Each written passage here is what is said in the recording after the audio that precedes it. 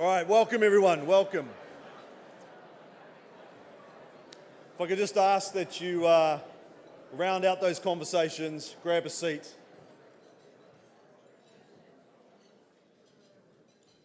All right. Well, welcome along everyone to this afternoon's North Harbour Club Lexus of North Shore Charity Lunch. My name's Mike Atkinson. I'm the president of the North Harbour Club, but also this afternoon have the privilege of being the MC. So I'll be flip-flopping between myself, which is great. And a little bit later on, we're going to have Mike Stanley up on the stage, and so it's a cast of mics this afternoon. So it makes it really easy for you guys to remember our names, I suppose. That's one advantage.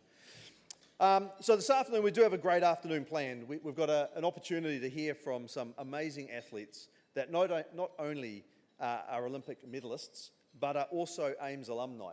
And if you don't know what AIMS alumni means or is, they are the winners that have come through the North Harbour Club over the last 30 years. And I'll talk a little bit more about that a bit later. So it's pretty exciting to have people that have gone full circle where the club has been able to support them, help them further their careers in their sporting fields, go on, have success, and are able to come back today and share some of their stories with us. So we're super excited that they've been able to make that time for us. And of course, that wouldn't happen without the support of everyone in this room through events like these.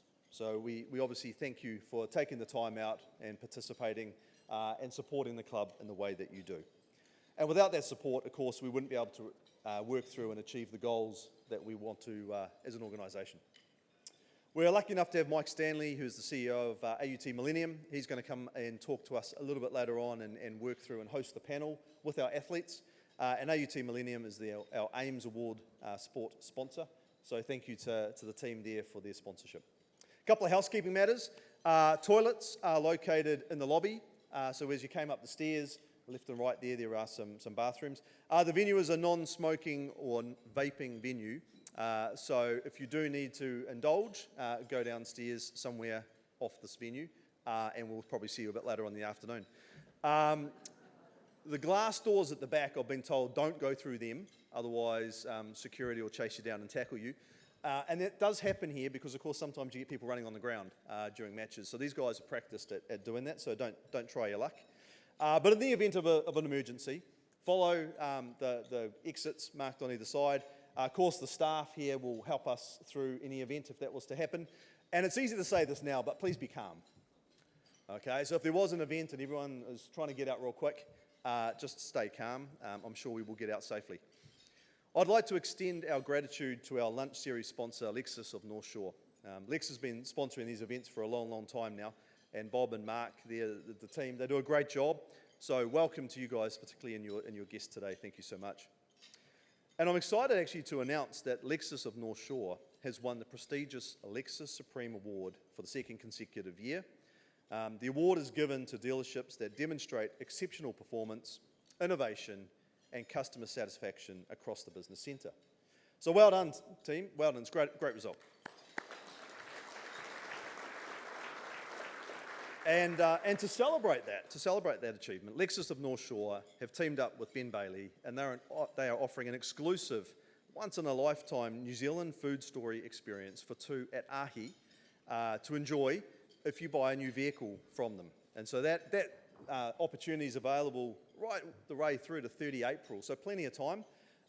Great time of year, in the financial year. I'm sure there's some deals to be had from the Lexus team.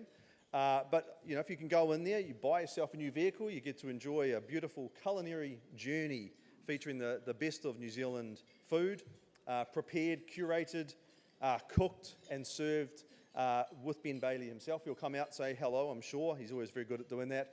And a complimentary bottle of New Zealand bubbles.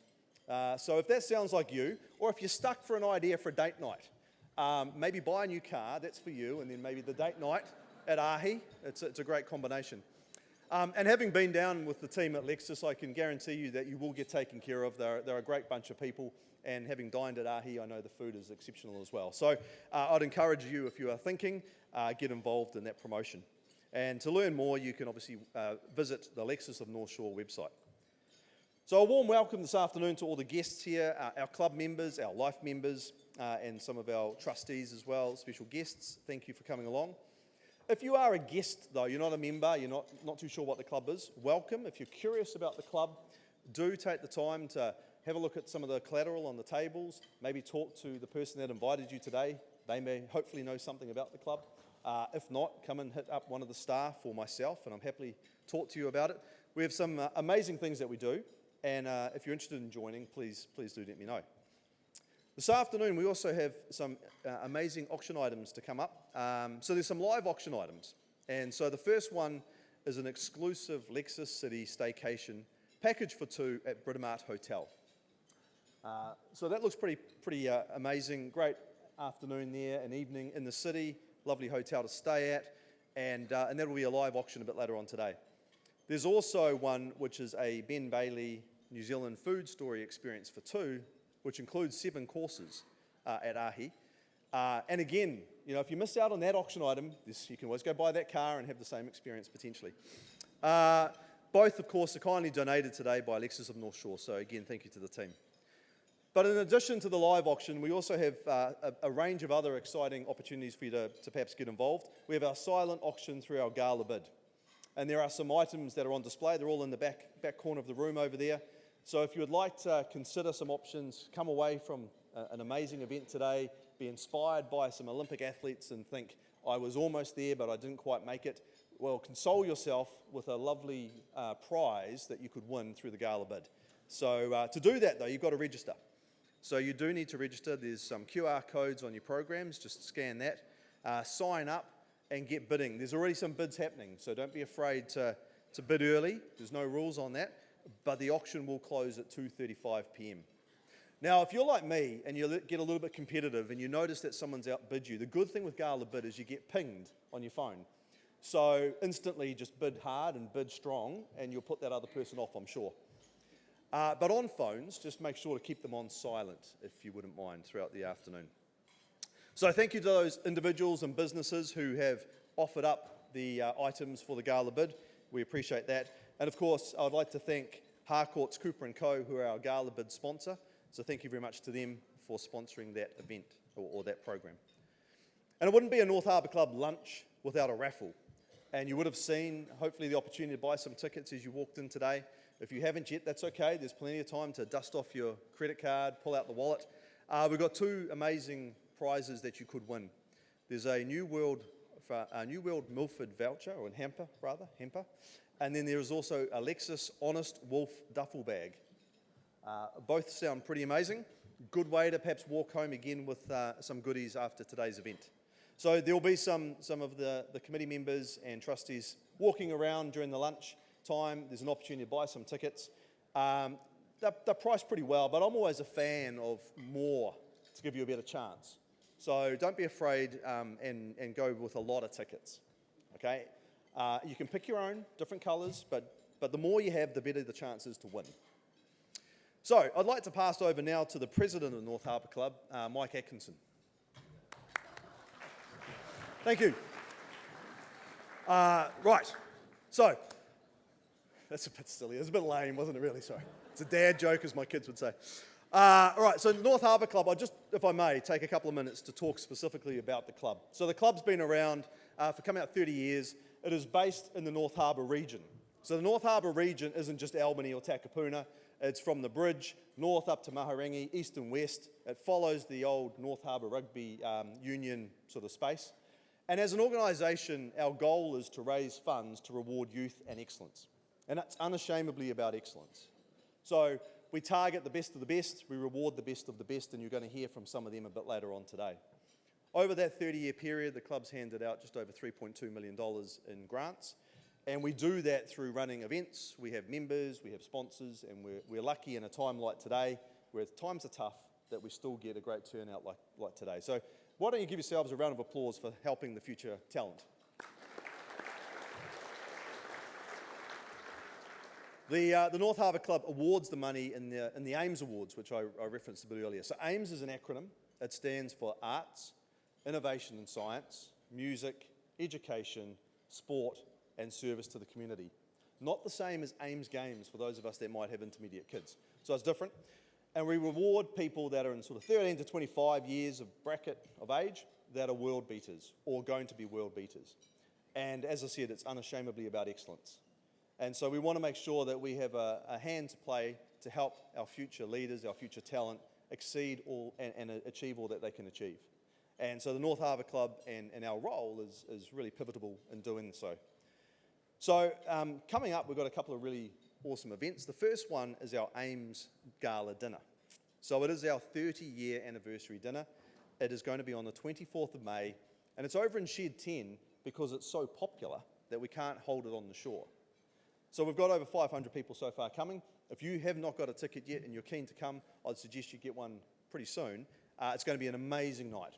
We're going to have a whole lot of alumni coming back. There's going to be a bunch of performances from our alumni. It'll be the event of the year, I promise. And if you haven't been to a gala dinner before, well, there's no better time than experiencing it than this year.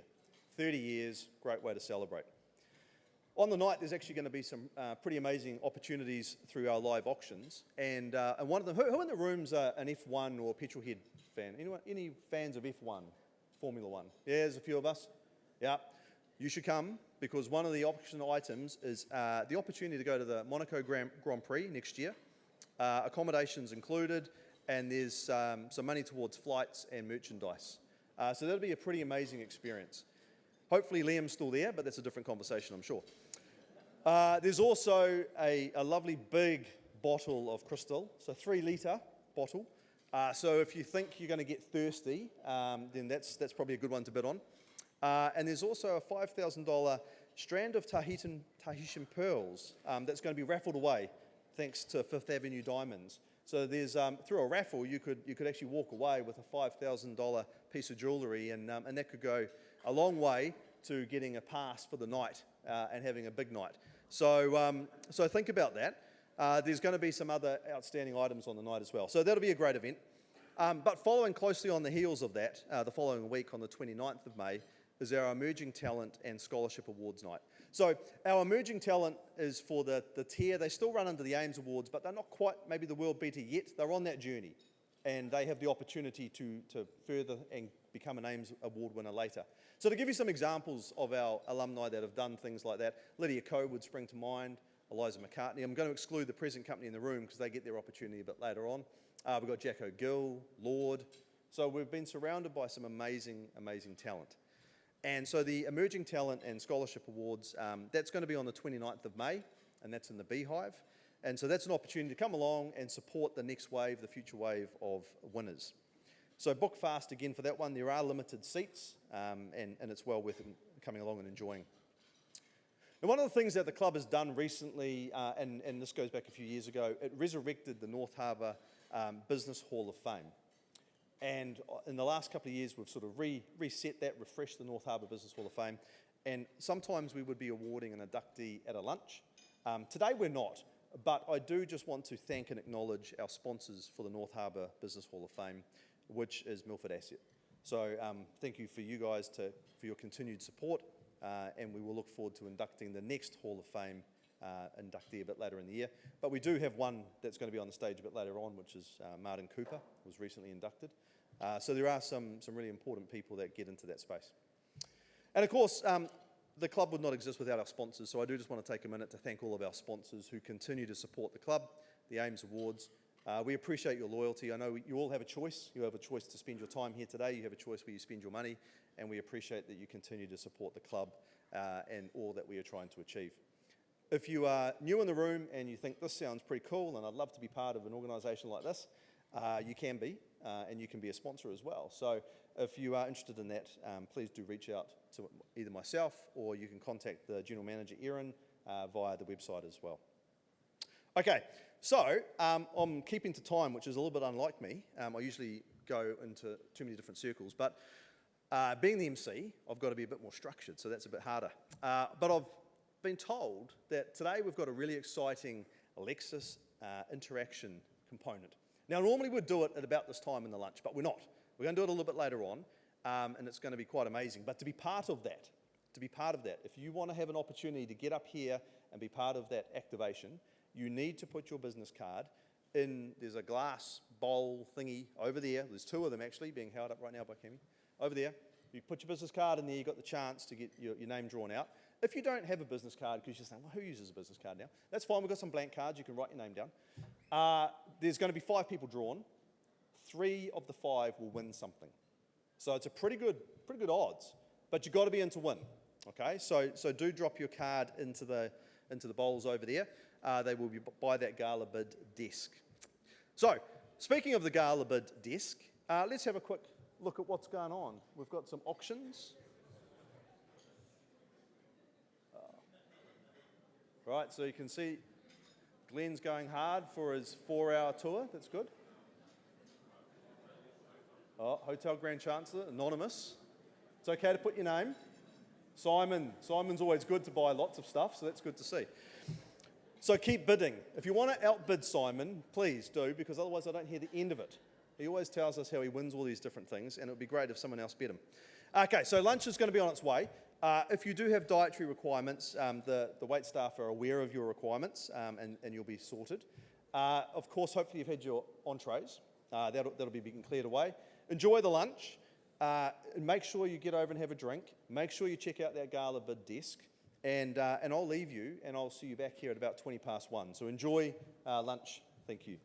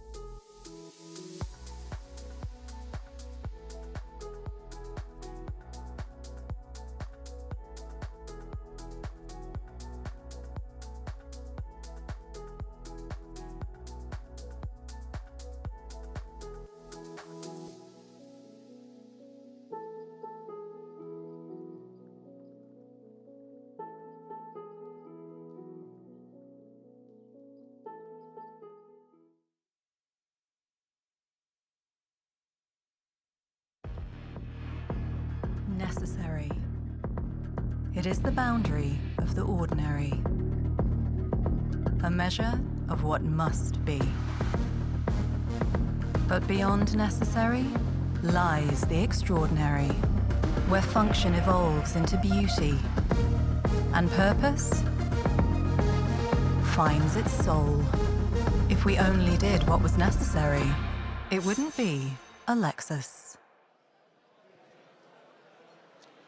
All right, well, welcome back. Welcome back. So, sorry to interrupt your lunch. Hopefully everyone's had an opportunity to get well fed. Hopefully you've had a chance to hydrate. All right, so now we're going to get into the exciting part of the lunch. But just before we do, if you haven't had a chance yet to get your tickets for the raffle prizes, there are examples up here, the duffel bag and the hamper. Make sure you make yourself known and we can get some tickets over to you. Also, don't forget the gala bid. So as I said, you've got to be in to win. So bid away. And finally, that business card draw if you want to get involved in some fun activation things this afternoon. Make sure you put your details in the fish bowls. But really now actually is not about me. The next part of the session is going to be emceed by our wonderful panel MC for the afternoon, Mike Stanley. So I'd like to welcome Mike to the stage and let him do his thing.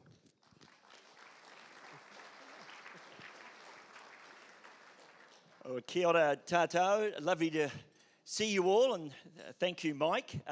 Mike introducing Mike, and I've been told that Mike should introduce Mike as well, so I'm introducing myself. I've been a North Harbour Club member for many years, and I've really been enthusiastic about what the club has done. AUT Millennium, whom I work for, obviously, is a big supporter of the club, has been a long-time sponsor of the sports, but particularly like the North Harbour Club and the Ames Awards, because it is so broad in its recognition of young talent, and that's really special to our community. So really commend the work that have done. I want to recognise that. I meant to say Oceanbridge, who've helped with this part of this afternoon. So to the team at Oceanbridge, big shout out to you. Thank you very much. Now I have a great pleasure in welcoming a 2015 Junior Emerging Ames Talent Award, and he is going to sing our national anthem in a moment when after I've asked him some questions, and that is Quillan Denton. Welcome, Quillan.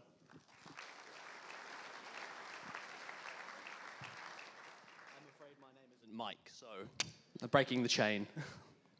So, Quillan, 2015, you as a young fella then, what has this Ames Award meant to you since that time? Well, at the time, it was a fantastic thing that happened to me. I was quite young. I'd just begun singing in some choruses with NZ Opera, and I hadn't had any official singing lessons. So what the grant gave me the ability to do was actually seek professional coaching, and to be honest with you, that just launched me from there. So with the help of the North Harbour Club and the Ames Awards, without it, I wouldn't be here today. So massive thanks to everyone involved with that. It really helped me out with my career, really. And is singing now your full-time career, and what do you think it holds for you in the future? Not full-time, sadly, yet, Mike. Hopefully one day, but, you know, arts with the current cost of living isn't too well funded at the moment, but hey, maybe it'll get back up there. But I have a degree in computer science, so I'm, staying practical too. But at the moment, the next most exciting thing for me is I'm going overseas with the NZ Youth Choir later this year. We'll be performing in Aarhus, Denmark, at the International Choral Grand Prix of Nations, and at the Llanochlan International Eisteddfod in Wales. So really looking forward to those opportunities. Wonderful, and we wish you all the very, very best with those. But today, you're going to sing our national anthem for a very special group of people here, of course, great New Zealanders, but also some of our wonderful Olympians who are going to come in. And could I ask you, ladies and gentlemen, to please stand while we welcome our Olympians and as Quillan sings our national anthem.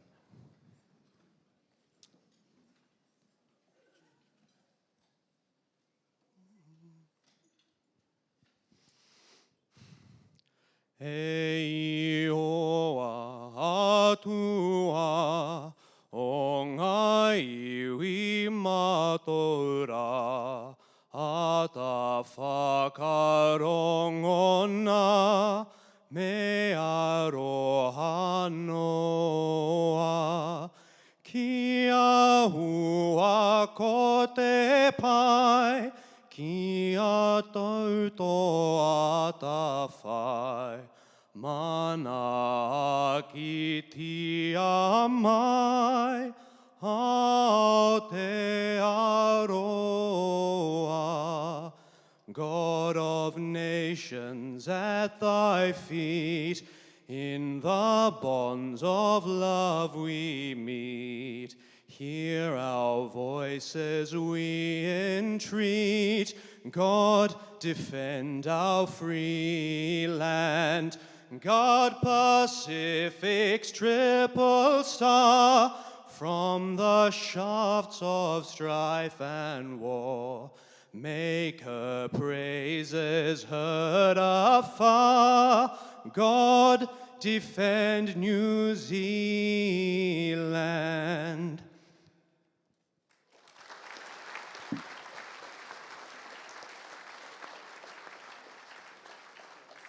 Well, thank you, Quillen, and all the very best with future career. And of course, ladies and gentlemen, we have our wonderful Olympians here. Now, before I introduce them, I've been allowed to actually present them with a medal from the North Harbour Club, and that's what I'll do, and then I'll introduce each of them.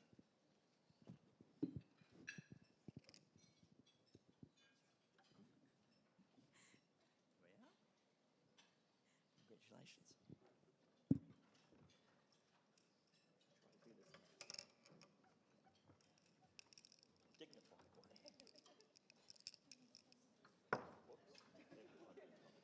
Undignified. Yes, I probably will need a head. Thank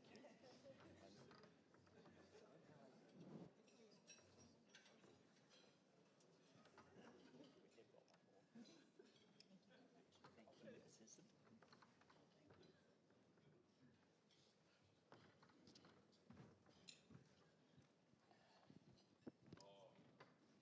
Got my nice flag. I've got a lot to do with my flag. So, ladies and gentlemen, as I said, we have got our panel of 5 Olympians. We have one missing. Olivia McTaggart was due to join us, but Olivia, like Zoe, has just jumped off the plane pretty much from China, and she's not feeling so well, so she won't be joining us today. On my left here, we have Jo Aleh. Jo is a 4-times Olympian and a 2-times medalist. Her Olympic number is 992, and that's why reason why I say that is I'm Olympian 504. There are about 1,670 Olympians that have represented New Zealand in competition. So Joe's before that 1,000 mark, which is in very rare territory. So welcome, Joe. Beside her, we've got Molly Meach, who's a 3-times Olympian and a silver medalist in Rio, and her Olympic number is number 1315. There, she remembers it. Beside her is Zoe Hobbs, obviously our lead sprinter in New Zealand, and Zoe is 1571 and a finalist, as we saw in Paris in the 100 metres, and has just returned from a very close 6th place in the World Indoor Championship. So congratulations on that performance, Zoe, and thank you very much for coming and joining us in this, getting off that plane. Thank you. And beside her is Tara Vaughan. Tara is our youngest panellist, and she was an Olympian in Paris, and her number is 1628. So she's getting really down to the very end of our most recent of our Olympians. So and a gold medalist in Paris. And beside her, Alicia Hoskin, Olympian number 1436. And Alicia, of course, is a 2-times gold medalist from Paris in the K2 500 and the K4 500. So there we have it. We all-women panel, and that's probably quite emblematic of our Olympic team. Over 50% of that team, of about 190, were women, and I think by count they won 8 of the 10 gold medals, I think, and over half of the medals total, in fact, well over half. So a fantastic performance from that team. Let's give them a big round of applause.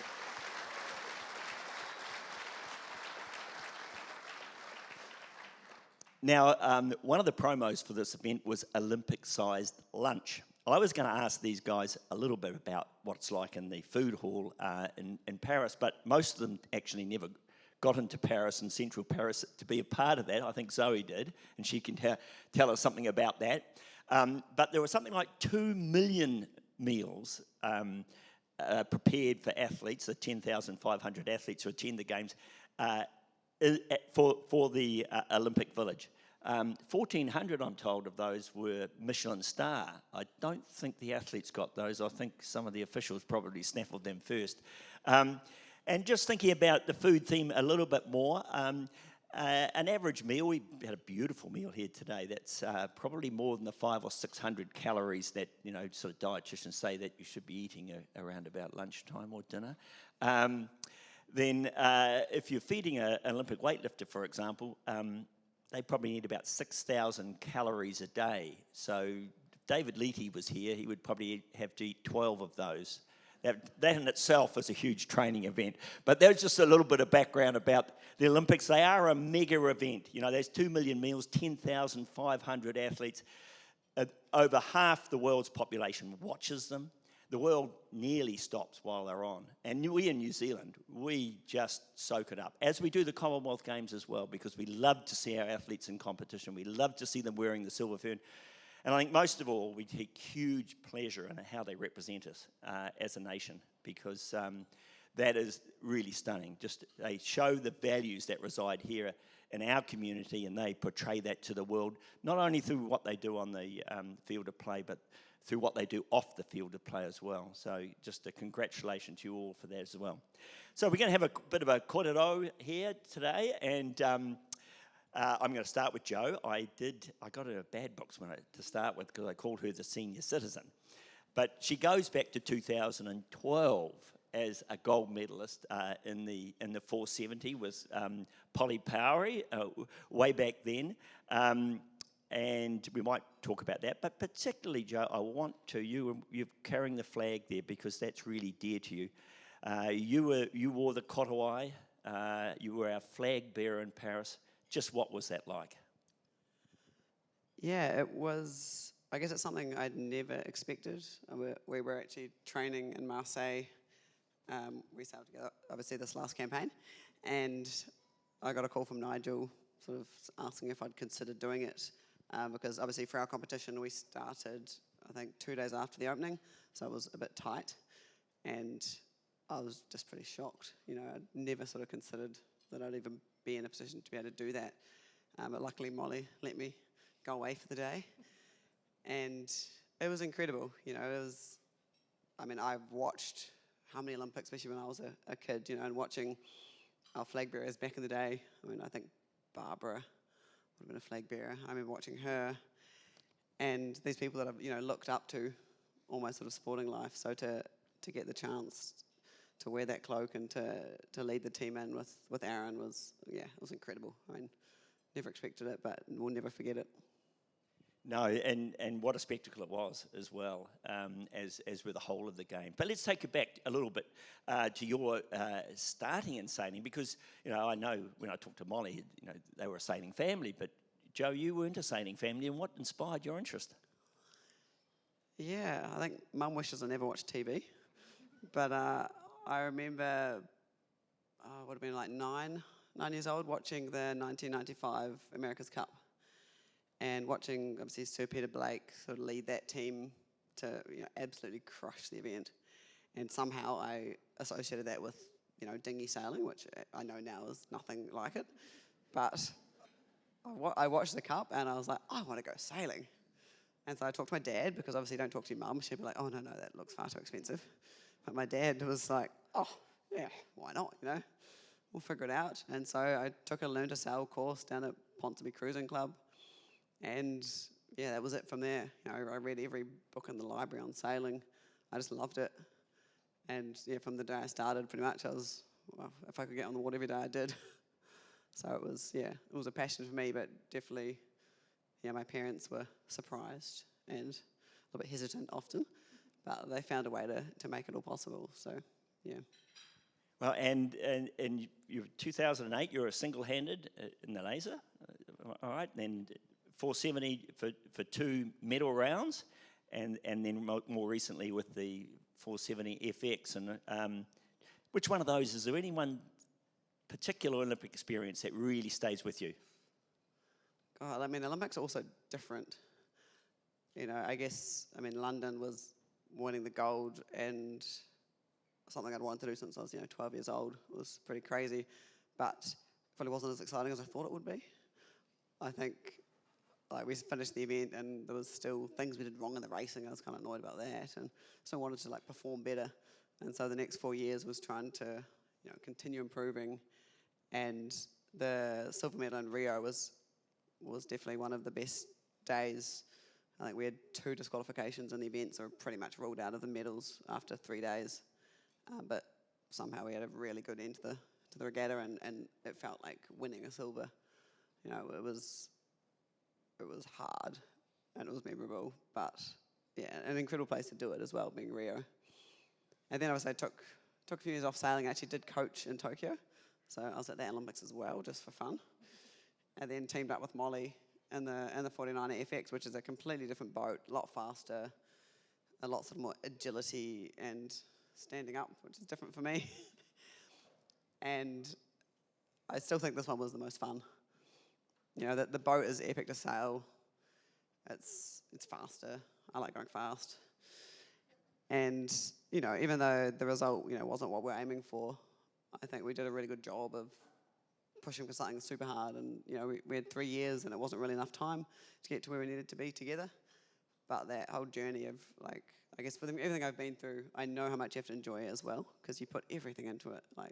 You don't really switch off. And so doing with Molly was so much fun. And just a great event in that we sort of thought we were finished on the last day of competition, and then actually we'd made the medal race. We made the top 10. So we celebrated on the way in, doing our last manoeuvres, and it was so nice sailing with you. Got to shore and they're like, you're sailing tomorrow. Oh, okay. And then we went out the next day, and then there was no wind. So we towed around a bit, then came back in. We're like, okay, maybe that's our last day. But we eventually got there. But yeah, it was just amazing experiences. They're also different. You can't really, hard to pick one that's the best. They're all just special. Very good. Now I'm going to segue now to Molly. You mentioned her in the 49er FX, and we'll come to that in a minute. But your background, Molly, was very, very different to Jo in terms of a sailing experience. What was your childhood like? So I guess it's a bit of a unique childhood, but I lived on a boat with my parents or my family for 10 years growing up, and we circumnavigated. So this was all kind of before I was 11 years old, which is when we arrived back in New Zealand. So I have an older brother who's 2 years older, and in all honesty, we moved off the boat when we arrived back here in New Zealand, and we moved to Hamilton. So I'm not sure if any of you are from Hamilton or... Yeah, so it's a surprise that I actually ended up in sailing after that, but I guess it was in our blood. So my brother actually got into sailing before I did, and then I think I got kind of sick of kind of hanging around on shore and eventually followed him into it. But yeah, don't obviously regret that. But it was also, for me, I was probably different than Jo. I didn't actually love sailing when I first started. It took me quite a few years to actually realise why I enjoyed it, and eventually that I was actually all right at it as well. And you mentioned the special relationship you had in terms of on the water. Obviously, you have very different roles in the boat. You provide the... Yeah, so on our boat, there's the crew and then the helm. So Jo came on as the helm in the boat, and I guess I would say I'm the power of the boat, talking to power girls down this end. So I pull, the kite up and down and kind of pull the main sheet a lot, and Jo holds the tiller. But also makes the decisions around the racetrack. So yeah, we know who does the work. Yeah. But no, I've been super grateful for the campaign that we've been through Paris, because it was yeah, like Jo said, we had a lot of fun, but we put everything we possibly could into it, and we knew that we were short on time. But yeah, I think, overall we're definitely not going to forget the campaign, not going to forget the result, but we pushed as hard as we possibly could, and I think we're super proud of that. And that Rio medal of yours, that was a very special moment. Yeah, so I think taking it back to the Rio campaign, I teamed up with Alex Maloney, who I actually had won the Ames Award with. And it was kind of at a time where the 49er FX had just come into the Olympics for female sailing. So it was a really exciting time. It was this new class. We had so much to learn. And the whole entire way through the campaign, it was just a huge, steep learning curve. And heading into Rio, I was super fortunate that older brother that I mentioned before actually was there as well. So he was there in the laser. And I think we still had 2 days to go, and he won a bronze medal. So on top of not only being at the Olympics, but he'd already medalled, and it was, just the emotions within our team was really, really cool. And then for us to come away with a silver medal, we went into the medal race where we were in a position where the top 4 boats could medal. So you could win first, second, third, but you could also come 4th. And we went in 4th position. So it was this position that we hadn't really expected. Like, we'd been doing well the whole entire 4 years of the cycle, but coming into a medal race in 4th, and you got this feeling like, oh my gosh, we could actually do this. But you also know that you could come 4th place as well. So we just went out there and we put everything we possibly could, came off the water in 2nd place, and with a great day for our team where we'd got 2 silvers and a gold. It was pretty amazing, to be honest. No, it was. I was lucky to be there that time, and I remember the concern about the quality of the water in the bay there as well. And I know you guys weren't drinking it or let it get anywhere too close to you. But now, in talking to both of you just before the event, you're both really heavily involved in America's Cup. And can you tell us a bit about foiling? So both things. Yeah, I guess we were super lucky to be involved last year in the inaugural Women's America's Cup. So we were both based in Barcelona for 3 months with Emirates Team New Zealand. And that was sort of our exposure to actually sailing those kind of crazy foiling boats, firsthand. Learning how to sail a boat with screens and buttons. There's not a single rope on that boat. So quite different, but, probably would have seen. I mean, we sailed in New Zealand, but obviously the boys were out every day as well. That little boat sort of hooning around the harbour. Incredible, doing 40 knots, 80k an hour. You're just sitting there in your little seat. So, pretty incredible. Not like we do, not like what we do the rest of the time. Obviously, yeah, foiling is a massive part of sailing now. A lot of the Olympic classes have sort of transitioned to foiling, and obviously America's Cup, SailGP, and for more normal people, we've got wing foiling, which we actually do recreationally. And Molly can definitely tell you about that because she's still learning. Yeah, so I'm not sure if you've seen it down on Lake Pupuki on a windy day. There's all these little, wings that go out. So it's kind of a new thing for our sport, but it's also amazing to see the community aspect of people who don't even sail. I've been trying to encourage Mike to get into it as well, but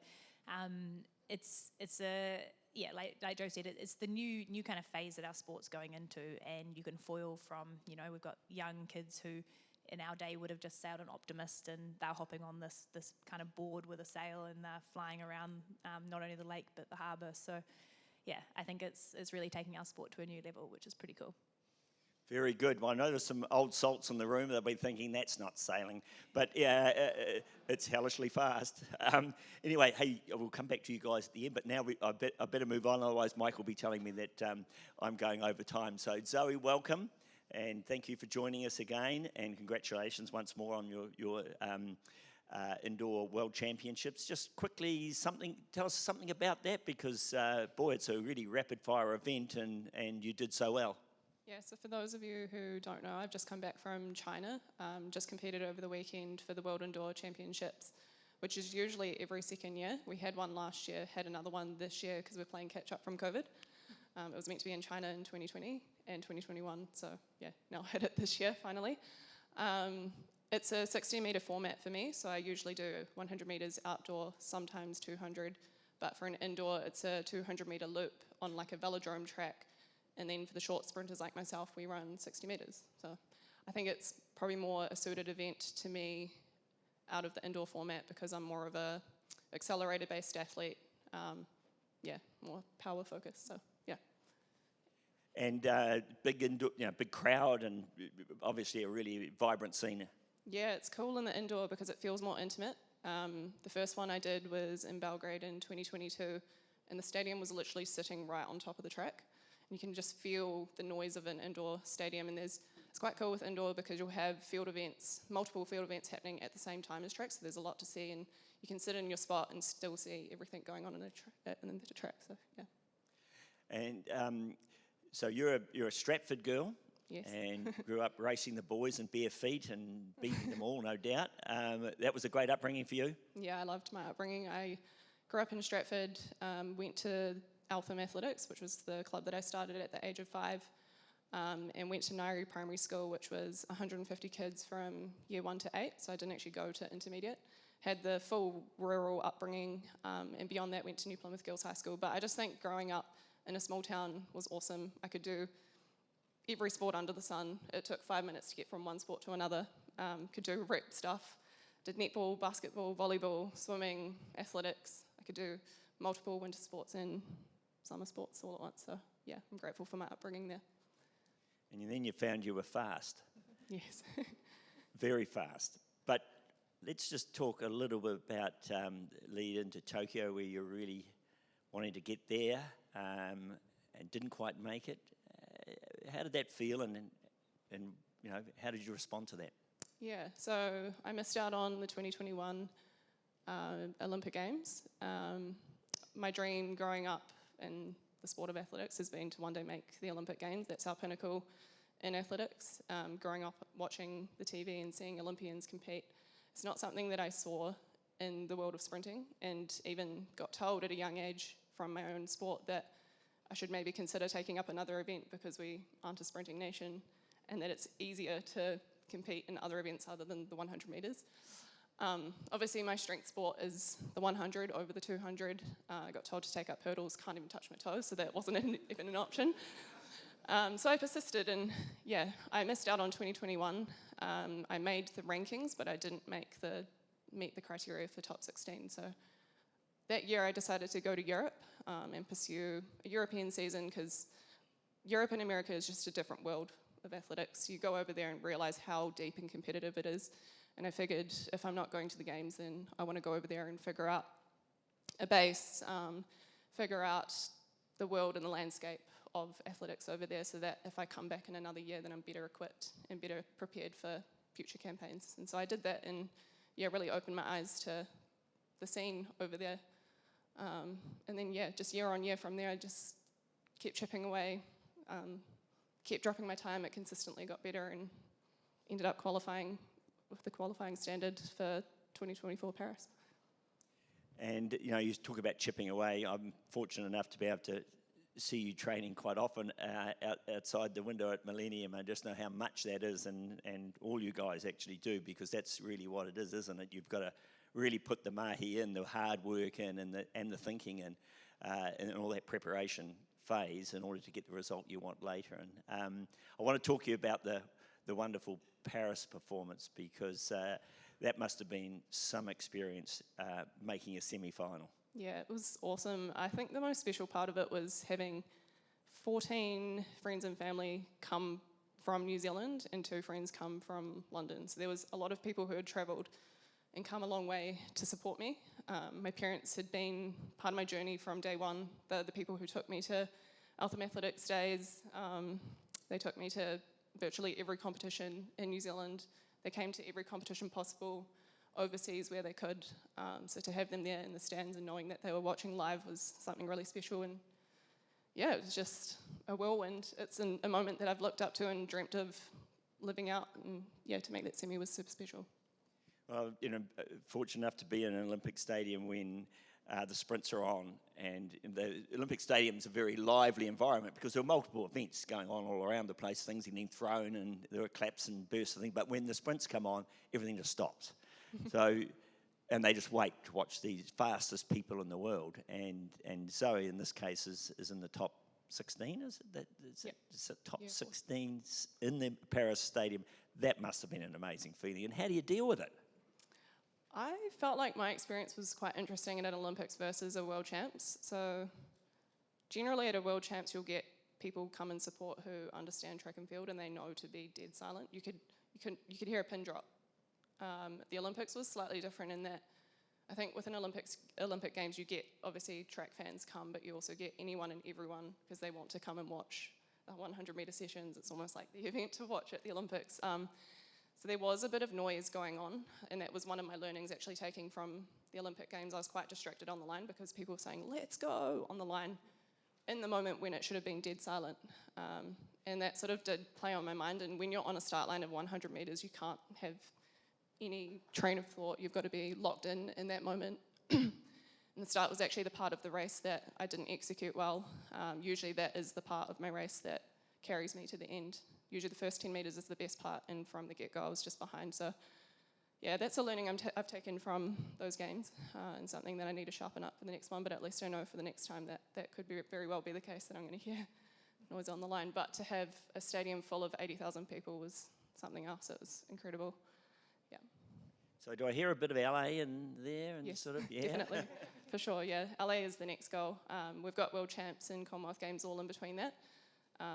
More World Indoor Championships on the horizon as well. So, but for us, obviously, the Olympic Games is the pinnacle. We're working towards that. Well, very good, and thank you, Zoe. So now we're going to turn our attention to canoeing, and we've got Tara and Alicia to help us understand this wonderful sport that New Zealand's become so good at. You know, we go back 1984, LA, of course, and New Zealand was the dominant kayaking nation on Lake Casitas with Ian Ferguson, Paul McDonald, and Alan, I forget his, Thompson. That's right, all those guys, and they just did so well. We had a fairly quiet period, and then of course women have led the charge, and they are continuing to lead the charge. So Tara, you're the youngest of that winning K4 crew, and you're a bit of a multi-sport background, but you got into kayaking and had some interesting early experiences. Yeah, for sure. I came through surf club. Growing up, I did lots of different sports, as you do, and then my parents met at surf club and heavily involved. So when I was 14, I got my lifeguard award, and then I could paddle ski. So I started from there, and then maybe a year or two later, there was a bunch of girls going down to the kayak club, so I just jumped in them with there. And I spent probably at least a whole year swimming most mornings, and then I could just toddle off to school. I went to Westlake Girls, so that's how it all began. And then over time, I just started showing up more and more because I really enjoyed it, and I loved paddling with my friends. And then from there, I made the team, yeah. Now, when you say swimming, you weren't swimming for fun. You were actually falling out of the boat. That's what you were doing most mornings. Is that right? And as I recall, you actually fell out of a boat at a national championships in your early years. Yeah, my first nationals down at Karapiro, I happened to be winning my 500 metre race, and I happened to do a little look to the side like 5 metres before the end, and I fell in and the boat had to come pick me up. And yet, a couple of years later, you're buzzing down the course at Paris and winning a gold medal. How did that happen? Yeah, it's crazy, and it happened all really fast, but there was, I guess, I was at the right place at the right time, and there was, the team was just starting to build again after Tokyo. So I made the open team in 2022, and then from there, we had a lot of work to do to get to Paris, and we really started with nothing, but over the next 3 years, we just built, with the leadership of Gordy, and like Lisa had obviously been around for ages, and so many people that tried to do well in the K4 before. So we had a lot of people in our corner trying to help us get there, yeah. And before that, you had a great relationship with the North Shore canoe coach as well. Yeah, Gavin Ilmiga was my first kayak coach, and he's the coach there. Everyone knows him. He's a big smiling face in the morning, and it's really cool to still be around him every day, yeah. Right, and in terms of your experience in Paris, like, in order to stay cool amongst that, and you've only had really 4 or 5 years in the sport, and to be able to be in the mindset of being able to win an Olympic gold medal, just talk us a bit about that and about the dynamics of that crew. Yeah, like we always knew that it was going to be a big deal, and Gordy, our coach, he likes to say that Olympics changes people because there's so much pressure, but they kind of taught us through it, and like we did it as a team, so we stayed away from the village, which was really nice, so it meant we had our own quiet space, and then I guess there was us 4 girls, and we had a plan, and we went through the plan, and we'd done the plan. We'd been in Europe for 4 months, so we knew exactly what we had to do, and I guess that really made the difference in being able to stay like in the moment and in our task. Yeah. Well, you did it superbly, because you had to overcome quite a few tense moments, and I'll ask Alicia a little bit about that as well. So, Alicia, you're from Gisborne, and another surfie who came into kayaking via that avenue? I actually came through a multi-sport. So I was a little kid running around at Ames Games from Ulminster Intermediate with the bright pink singlets. So that's when I first tried out a kayak for the first time. So I was racing multi-sport at Ames Games, and yeah, ended up sort of giving the boys a run for their money in the kayak leg, and I was like, kayaking's my new thing, I think. Right, and that was in Gisborne, and you were head girl of Gisborne Girls High School, I understand, which is a great honour. But did all of that sort of did you have to then decide to up sticks and come up here to the big smoke and pursue your kayaking career?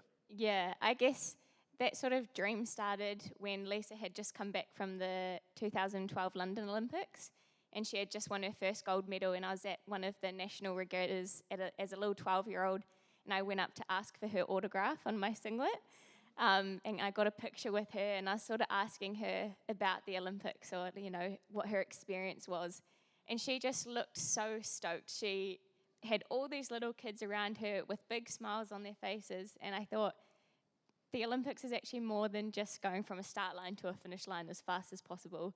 I could see how much it meant to the community, to her being there as an Olympian, and I sort of started to see what it meant to be an Olympian, and that's sort of where the dream started. So now to be sitting behind her in a boat she doesn't like it when I remind her of that too much.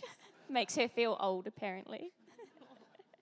Well, she's not in the squad at the moment, because these two have just been to the trials on Lake Pupuki and have been selected for the European campaigns coming up, but Lisa's sitting on the sideline at the moment, so we might ask a little bit about that later. But just going back to that K4 race, as I recall it, Germany seemed to be the big rival. You had a really good start, and that was also the same in your K2. The start was amazing. But then the German bow actually got in front for a while. So how did you counter that? Yeah, it still gives me a little bit of goosebumps at the moment. But yeah, like Tara had said, we went into the Olympics with, we knew our plan so well, so we actually count our strokes in the K4, so no one's communicating, but we all know exactly what stage of the race we're up to by the strokes that we count. So we knew that Germany's strength was going to be through the middle of the race, and we knew Poland could also be there. We knew China was really good. And our coach had said, look, I get the sense that Germany is actually going to come past you, but you've just got to stay calm and trust your strategy, because you should actually have a better back end if you do the strategy. And so to feel Germany come past and almost trying to stay so disciplined in our minds to not get the sense to rush, because then we get out of time and we start parting ways from our strategy that we've agreed on. So to feel Germany come up and actually overtake us was quite challenging, because we want that gold so bad. We knew exactly what we'd worked for, but to trust the strategy and all of our skills come through at the end was really satisfying. No, it was an amazing race. And what seat did you occupy? I should know. Seat 2, behind Lisa. Behind Lisa. And where were you, Tara? seat 4. So you sort of saw the Germans sort of starting to disappear a little bit, did you? And that must have been a telling moment. Yeah, seat 4, you always feel like you're right in the race. You can never tell where you are, and it feels like everyone's overtaking you. So it's really important just to trust the process and stay in time. No, it was marvellous. And both of you, what's it like to train with the Dame? I think we'd have like similar experiences, but sometimes I genuinely forget how many accolades Lisa has had, whether that's, you know, the awards she's won, the races she's won, because she genuinely is, or she brings herself to the team as just 25% of the team. So she values all of us for equally. So it's a really cool working dynamic. And because of the person she is, she's genuinely one of our best mates. She brings her little dog Colin down to the lake sometimes. So yeah, sometimes I forget that, you know, when we go overseas and we meet all the kayak fans and everyone just like swarms Lisa for her autographs and photos. And we're saying they're like, oh, whoa, she's pretty famous, eh? So yeah, sometimes we forget, but I think that just speaks to the person that she is. Now, this is a bit of a funny one. I'll introduce it. When we look at sport, we can appreciate the things that go into it by the things we can measure or things we can visually see or whatever. And with sailing, you guys have talked about going, I don't know, what was it? How fast in these America's Cup boats on foils? 45 knots. That's fast, isn't it? Zoe's running down 100 metres in About 10 metres per second at top speed. 10 metres per second and under 11 seconds. First New Zealand Oceania woman to do that. It's amazing. It's a bit hard for us to sort of understand how good athletes these two on the end are. I'm going to ask them this question. How many chin-ups can you do? With weight or without weight? Well, let's start without weight. Sometimes we have this test of like how many chin-ups you can do in a minute, but it's actually kind of like how long you can hang on the bar. But I'd say in a row, probably 20, 30. And if you were put a weight on, how much would the weight be and how much would you do then? I mean, Lisa is quite extraordinary. She can do about 55 kg around like dumbbell hanging off her. I can do about 37 and a half. And these girls are pretty much the same, so 55's probably our standard. The international benchmark for a kayaker. All right, there we go, folks. There you go. We won't talk about bench press or anything else like that, but that's impressive enough. Oh, that really is. That was quite amazing. I just want to come back now and just reflect on your early years and just what winning the Ames Awards has meant to you. Just quickly, we'll go run down there and then I'll be out of time. Yeah, I guess I won 2007, and that was just the year before Beijing. And so that year, actually later that year, I was selected for the Games, and the Ames Award was actually massive for me. I think it helped get me over to Europe for that qualifying season. And I'd been on the shore, went to Westlake Girls, but I didn't actually know anything about the Ames Award or North Harbour Cup or anything. And I remember just being so surprised to sort of have that accolade and, yeah, just how much it actually helped set me up for the rest of my sailing career. I think just super grateful. I think everything that's been done for me and so many other athletes and, you know, in different areas as well, not just sports, has been incredible. Yeah, I think similar to Jo, I think just it was an amazing, kind of stepping stone for us in the sport, because sailing unfortunately isn't a cheap sport. So to really help kind of step into a European season with the backing behind from the Ames club was, it really helps kind of progress into the career. And to be honest, the awards night in itself was super special, seeing, not only athletes, but, in the cultural side and the music and, the different areas of everyone excelling. It's pretty special to see everyone on the North Shore, excelling in different areas. For me, I won in 2023, and that was more or less 12 months before the Olympic Games, which was a really important time to build up to my dream, and it enabled me to put forward my best campaign that I possibly could in the lead up to the Olympics. So for that, I'm super grateful, and at that time I was working alongside my sport, so it just gave me the opportunity to go overseas and, as I mentioned, put forward my best campaign. And it was an honour to win the award. I was pretty shocked that I actually won, and to see the accolades of the other awardees was, awesome to see the amount of talent that we have in the region.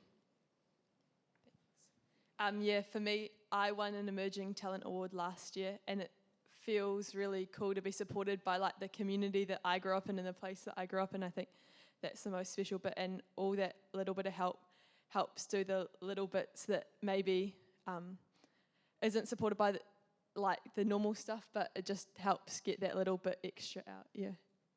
Yeah, when I won the sport award, I managed to get my first proper pedal, and it was after the Tokyo Olympics, and I had sort of the right one that I actually needed to compete with and do K4 paddling with. Little pieces of equipment along the way it's helped a lot with. Even just, moving up from Gizzy, Auckland's a bit more expensive to be living on the North Shore, so it even just helped being in the right place for my sport. So like these girls said, just really grateful to have the support. It's just a leg up to help us do what we love. Brilliant. Well, I've got a few minutes left, folks. We have a roving microphone. Do we have any questions of the panellists?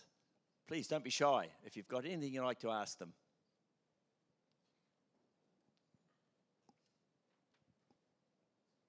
No, all the questions answered. Very good. One down here. We can have a microphone.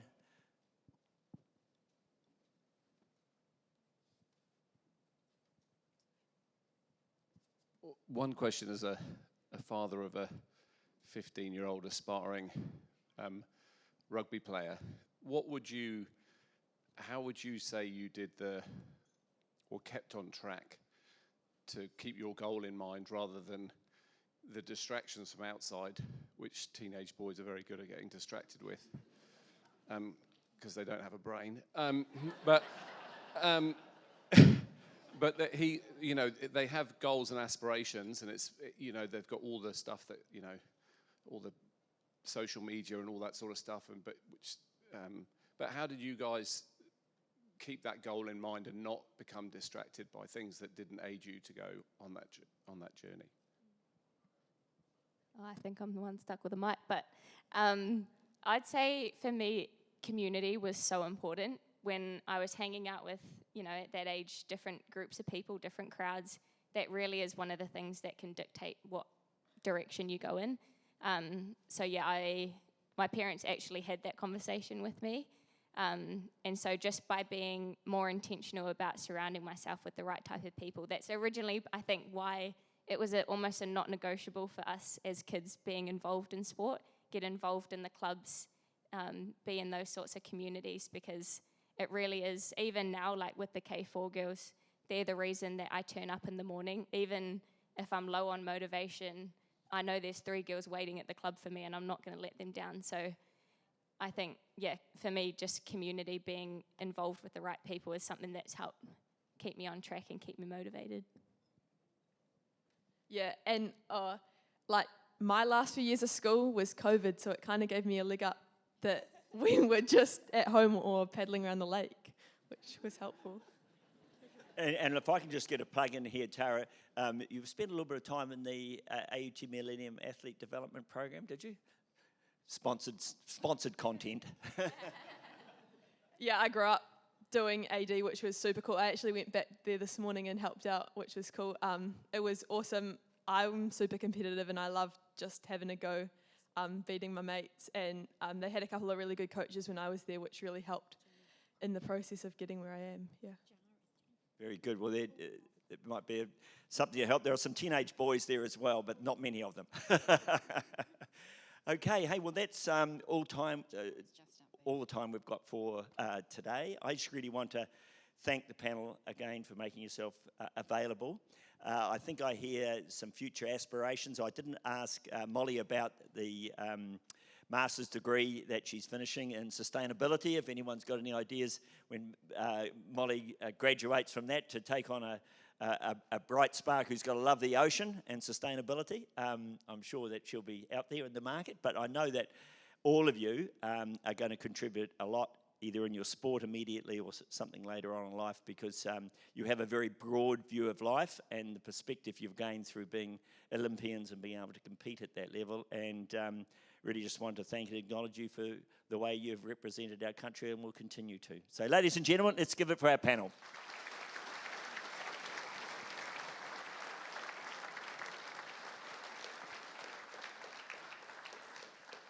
All right, well, and thank you also to Mike for emceeing the panel discussion. So if we maybe just give Mike a quick round of applause as well. So now we get to kind of kill a couple of minutes just while we set up the stage. So ladies, we'll just maybe get you to jump off the seats.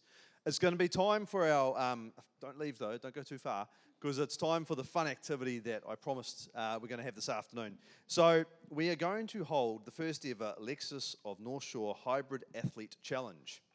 So this is an opportunity where some lucky individuals will get to come up here and be paired up with one of these Olympians for a chance to win. There's 3 prizes, as I mentioned a bit earlier. I also said if you didn't put your name tag in the glass jar, you would not be in this. So you can't sit there now and say, damn, I told you so, because you've missed out. So the prizes, though, we've got some vouchers from AHI, which have been kindly donated with Ben Bailey and, of course, Lexus of North Shore. Ben Bailey's a key ambassador for Lexus of North Shore. So we are going to be running this little challenge. So what we'll do first, though, is we might draw out our 5 lucky players. So if I can get all of our Olympians back on the stage. All right, who have we got, Alicia? Flexible Cash Flow Solutions. It's my team. Is it Luann? Luann? Have we got a Luann? No. Yes, come on up. Come on up on the stage. Now, what I didn't tell you, of course, is when you put your name in, and if you get drawn out, you get to come up here. So that's half the challenge. Right, who's going to go next? I have Kevin McLean from Alvarium. That feels like a setup, doesn't it? Helen McKeith from Oceanbridge. Perfect. Angela Lynn from ANZ Private. I've got Kim Green from Kristen. All right. Okay, so did everyone hear that? Yeah? Do we need to do a repeat of anyone's names? Kim? No, I can see you coming up. Okay. Got all 5? Perfect. All right, so the way that this is going to work, come around the other side here, Kim. What we'll do is you ladies can choose who's going to go first. You've all got your teammates. You may have guessed that there's a dartboard on the stage. We're going to go youngest first, Jo? Yeah, okay, yeah. The super competitive one. Yeah. So there's a little red dot, and you get to throw a dart at the dartboard.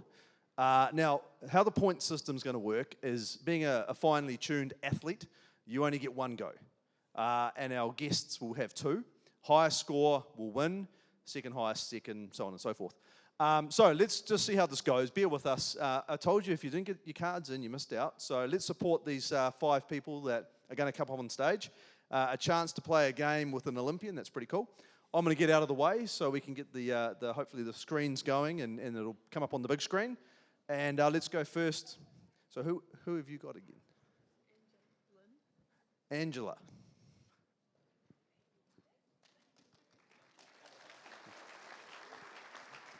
Just on the red dot there.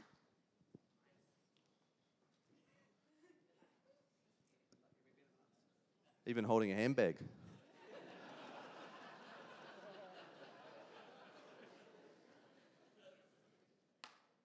Oh, it's a good start. And then just give 1 to take.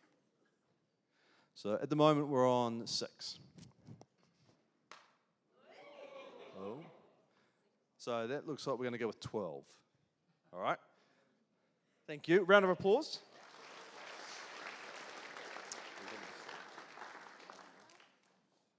12 total. Okay, who's next? Alicia? Who have you got?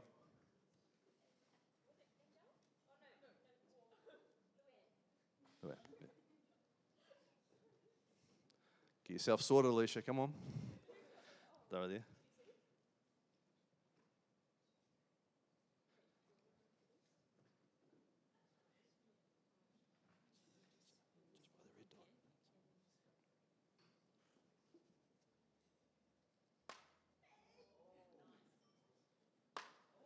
Oh, well done. So at this point, I should say we're not playing triples and doubles. Oh, there we go. Look at that. So we've got 16, 15, and 7. Okay, Zoe, are you up next? Kim.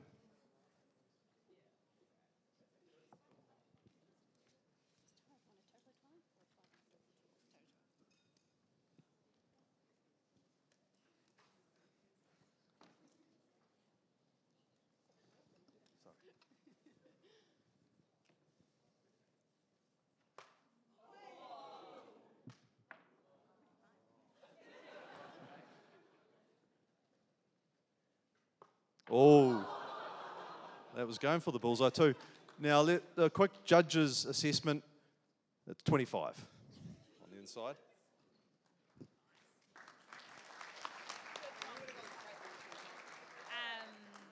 Who do I have?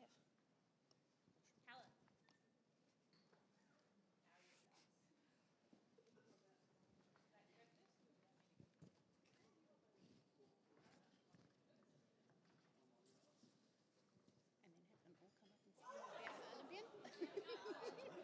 And then we have at the end, have them all come up and stand with their Olympian. Yeah. And I put Oh dear. Oh. Let's be kind. 7.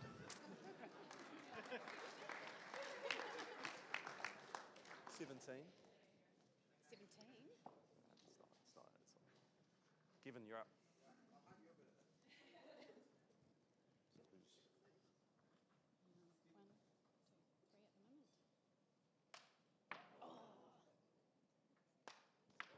It's a very dainty style, Kevin, but it counts for nothing.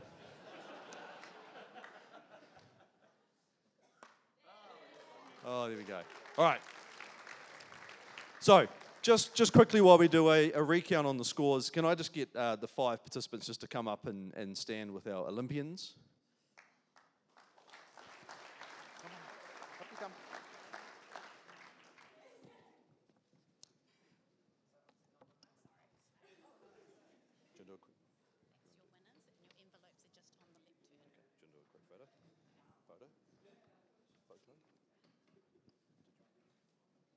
Okay, guys, just a quick photo.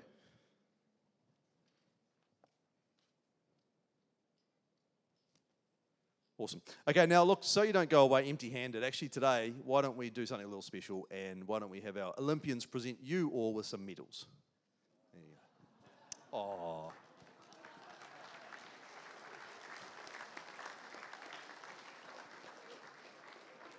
Okay, so just quickly, now into the prizes.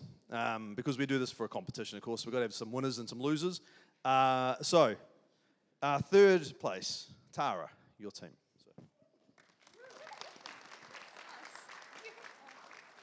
So you get a nice voucher there from Ahi. Second place, it's going to go to you, Zoe, your team.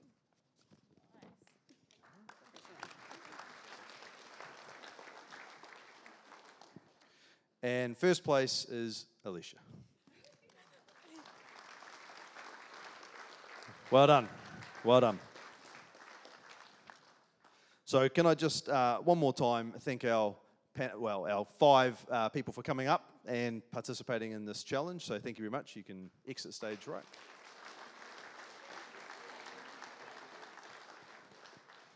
And again, one more time, if we can just thank our Olympians for being here today.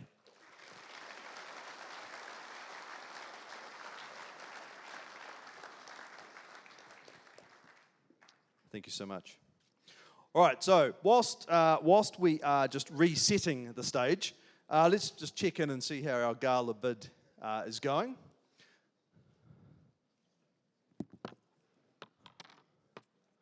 All right, so I see Simon's still winning. I said someone had to try and outbeat him. All right, so this has still got a little bit of time to run. There's some great prizes. Oh, good to see Blake's in there for the golf balls. Don't want to lose those ones, do you, Blake? They're signed. So we've got about 10 minutes until the gala bid will come to a close. So make sure you get those final bids in. But before we do, we now are going to have an opportunity to dig deep, dust off those credit cards and those wallets, and as I like to refer to them, the T-Rex syndrome, the short arms and the deep pockets. So let's address that issue. And we're going to move into a quick auction. So this afternoon, we're lucky enough to have one of our sponsors for the gala bid, which is Harcourts Cooper Co, but also a Business Hall of Fame laureate and someone that doesn't really need too much of an introduction in the North Harbour region, Martin Cooper, and he's going to be our auctioneer for this afternoon. Thank you. I wasn't sure if that was Mike the President or Mike the MC. He did eat 2 meals, so he's here as a double person. He's had 4 drinks too, actually. Hey, look, it is really reassuring to see that our Olympic athletes and our business people who got up here are not hanging around in bars playing darts. You could obviously see that from the skill set there, couldn't you? So that's positive. I just wanted to say you always get some good messages. I liked what Tara said about it's about sport and business. Don't look sideways. Just keep going forward. So that's so true. You know, you get distracted, you start looking at the competition and puts you off your game. And Alicia, I quite like, that was a great thing with Lisa, you know, a dame and so world-renowned, and yet she turns up as part of the team. And I find a lot of human nature, people get a bit of success and they get a bit cocky and they forget about everyone else who got them there. So that was beautiful. I feel a bit out of it not being a mic here today, but I've got the mic now, which is a bonus. But my name's Martin, and I had a brother called Mike and a brother called Mark. So my old man, whenever he just wanted us to do something, he'd just go, Martin like Mark, Martin like Mark, Mark. He'd just yell at us, and so I can answer to Mike as well. And Michael Phelps put his apology in because Mike, he got 23 gold medals. He's a good Mike, wasn't he? But anyway, look, it's all about community. It's about helping these athletes, and you should all be proud if you've donated, if you put money in before, to see what great pride and pleasure we have with our Olympic athletes performing for us and the gold medals that they achieve. So here's a chance to be part of the team, because New Zealand loves winners. It makes us feel winners. So if you could all dig deep on the live gala bids, but also have a look on your programs there. And Lexus, this is very good. Have a staycation in Auckland. We're offering off Lexus staycation package, overnight stay. You've had a chance to read it. The hotel at Britomart, and you can go to the Ames Awards, and also you're staying in the Waitemata View room, which apparently is luxurious. So I know a lot of you looking here. Simon Gundry's looking for romance, so he said to me, I'm going to bid for that one. He's annoyed. I'm picking on him, but he's always looking for romance. So I'd expect, have a go, other fellas, but he'll probably outbid you for this one. Overnight stay in the Britomart, breakfast for 2, valet parking. This would be a great experience. So Simon Gundry's off with what, 200,000 for a bit of romance? No, he's not. He's not. The property market is going well, but not that well. He'll start me away with an opening bid anywhere at $200.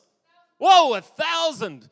Jackie, you've just been to Fiji, but you're looking for more romance. All right, at $1,000 the bid. Could I say, what'd you say, 1,500 there, sir? 1,250. We're just waving. At $1,000, you've got the romance. Simon, you're at home with the Sky Remote at this stage. At $1,000, do I see $1,200 anywhere? Come on, it's for a great cause. Thank you very much. At $1,200 now, he's got it. You're at home now, Jackie. At $1,200, look at the smile on his face. Looking pretty happy about this opportunity. It's below the retail value, breakfast included. He'll say, do I see $1,300 anywhere? At $1,200, The economy's waking up. Things are booming here on the North Shore. What are you saving your money for? Spend it. This experience will be wonderful. I don't know, I won't be there, but at $1,200, it's yours. Did I say $1,200? They don't let me do property, I forget the prices now. At $1,200, he's going, sold. Congratulations, well done.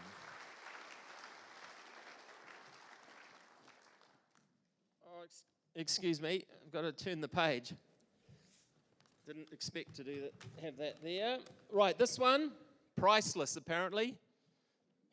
Ben Bailey, New Zealand's finest food story experience for two. Once in a lifetime experience at Ahi Restaurant. Finest food. This is a 7-course meal for 2 people, curated and prepared and cooked by Ben Bailey himself, and a complimentary bottle of champagne. So he'll start me, well, start low. He'll give me $100. Just feel like you're part of it at 100 now. Do I have 200? At 200, he'll give me 3. I'll bid 3 for that one. At 300, at 4, I'll take it at 5. Would you say 6? At 6, at $600. At 7 now. At 7, at 8. Oh, at 8. Didn't even look at the back. At $800. This is more like it. At $800. Do I see 900 anywhere? It's at the back there at 8. All the rich people down there holding onto their money. They just get food delivered, don't they? Got their own chefs. At $800, you won't get them sitting off. They're sitting on their hands. They'll get, what do you get when you sit on your pins and needles from not actually bidding? At $800, it was going so fast, and now it's slowed down. It's at the back at $800. Could you wave? Because I just didn't see. I believe it's table. Oh, that table there. Thank you. At $800, going, sold. All right. Thank you all very much. And don't forget, if you feel like being a winner, get onto the gala bidding. Keep going there. Thank you very much.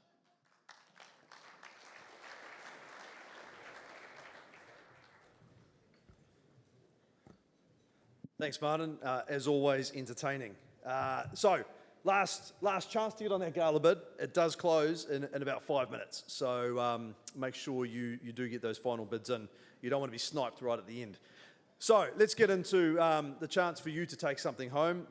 There's obviously been a lot of raffle tickets, so I'm going to dig deep. And we're going to have an opportunity, firstly, for the New World Milford gift hamper. Just got to make sure I choose my one.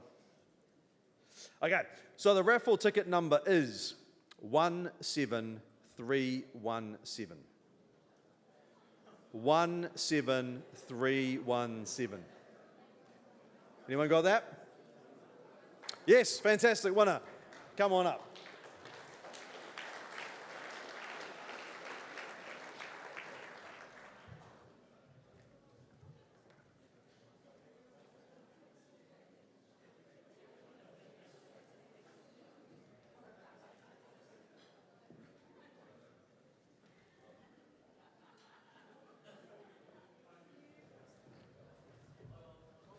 All right, and now the next prize drawer is, of course, for the Lexus Honest Wolf duffel bag.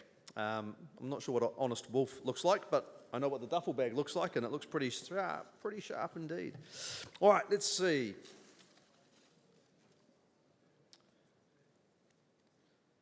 Okay. 051. Oh, boo, boo. Yeah, it's enough out of you, Farrelly. 05165. Yes. Who was the yes? If you're a winner, you got to come up. 05165. No. Oh yeah, we've got a winner. Fantastic.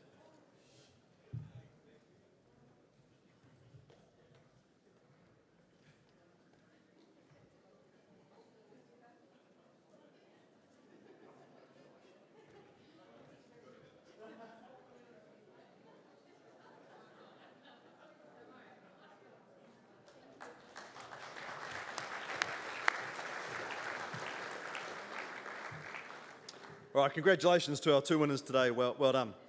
And I think we'll be getting relatively close to that gala bid about to close. So, final chance. You probably have got 60 seconds. Once it is closed, though, thank you again to everyone that donated those prizes for today's gala bid. Certainly do appreciate it. And to those of you that may have won, as we get to that final prize cut-off, make sure that you go and see the team over in that back corner there, so that you can head over, collect your winnings, and sort out whatever final bits and pieces are required in terms of making sure you get the right prize. Don't walk off with the wrong one, that would be a bad look. But in terms of the formalities for today, that brings us really to the end of the main formal aspect. The bar itself is going to be open for a little while, open until 3:30, so do make sure you hang around and network. There's obviously a bunch of people in here that'll be happy to talk away based on the conversations during lunchtime. But first, I just want to thank a couple of people. This event obviously wouldn't be possible without our sponsors. So thank you to Euro Vintage Wines for the lovely wine that we've been enjoying. For Benefits, for the design and print work that they do. Livewire AV for doing a great job making sure that you guys can hear me. Limelight Catering for the lovely meal that we got served. And of course, Auckland Conventions for today's venue.